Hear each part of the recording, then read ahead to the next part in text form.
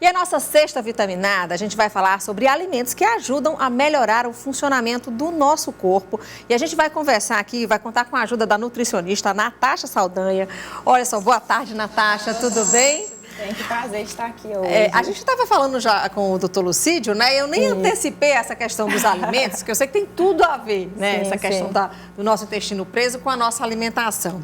E aí eu convidei aqui a Natasha para a gente poder falar um pouquinho mais desses alimentos que podem nos ajudar a melhorar o funcionamento do nosso intestino. Boa tarde, seja muito bem-vinda, Boa tarde, Natasha. Obrigada.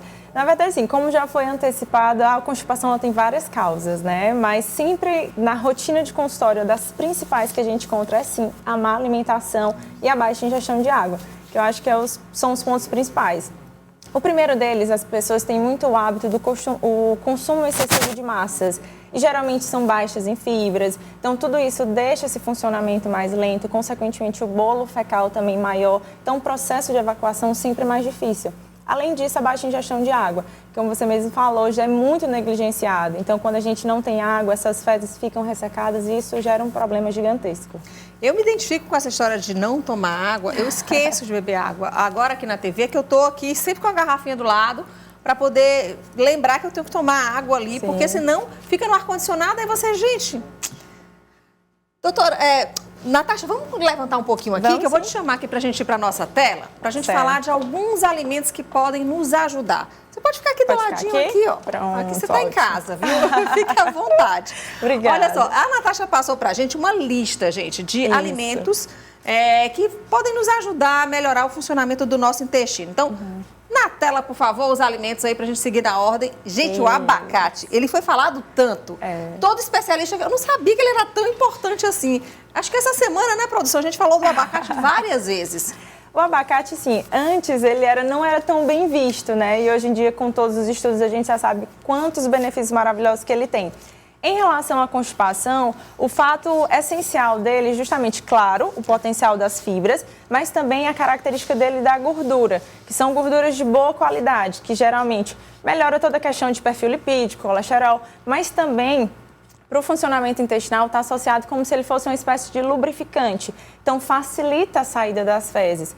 Claro que tanto a questão do abacate como também algumas oleaginosas, castanhas, amendoins, também são características semelhantes por conta de conter essa gordura de qualidade. Vamos passar aqui os alimentos? A gente vai fazer assim um rapidinho, um jogo rápido. Ameixa, pode passar. Ameixa, riquíssima em fibra. Depois a gente vai falando de tudo. Pronto. Aveia, né? Se eu não me engano. Já foi até perguntado, né? Aqui é chia. Isso, chia. É que geralmente a chia vem mais com farelinho, né?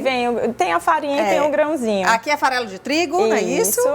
Laranja, como é bonita a laranja. Mamão eu sabia. E laranja também. E a manga. Manga também a gente falou demais. Né? Então, por favor, Natasha, explica pra gente por que esses alimentos eles são importantes. Tanto frutas como a questão da aveia. Sim, a aveia, né, e o farelo de trigo, elas são riquíssimas em fibras. Existe uma diferença entre as fibras solúveis e as insolúveis. Geralmente, na maioria desses alimentos, possuem as duas fibras, mas a que é mais relacionada, de fato, à melhora do funcionamento intestinal é a fibra insolúvel. Que a gente encontra muito na aveia, encontra também no farelo de trigo.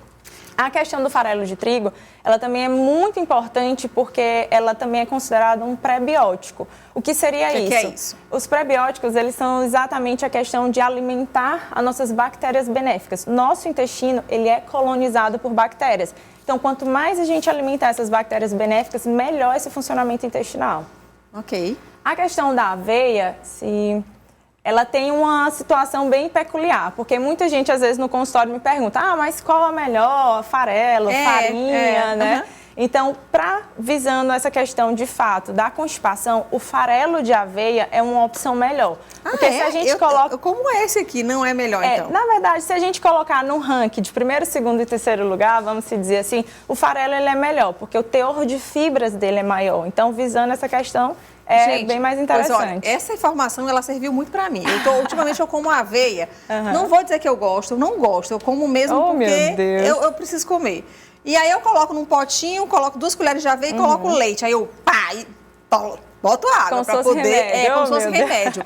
E eu escolho essa aqui porque eu achava que essa tinha mais fibra. Então, é o contrário. Geralmente, assim, todas as três são saudáveis, todas as três podem ser utilizadas tranquilo, tá? Mas realmente nessa questão de teor de fibra, o farelo é bem maior. Porque é como se a gente pensasse assim, tudo que é mais processado, nesse processamento vai se perdendo sim algumas quantidades de fibra. Então, no ranking, vamos dizer, o primeiro lugar mais rico em fibra vem o farelo.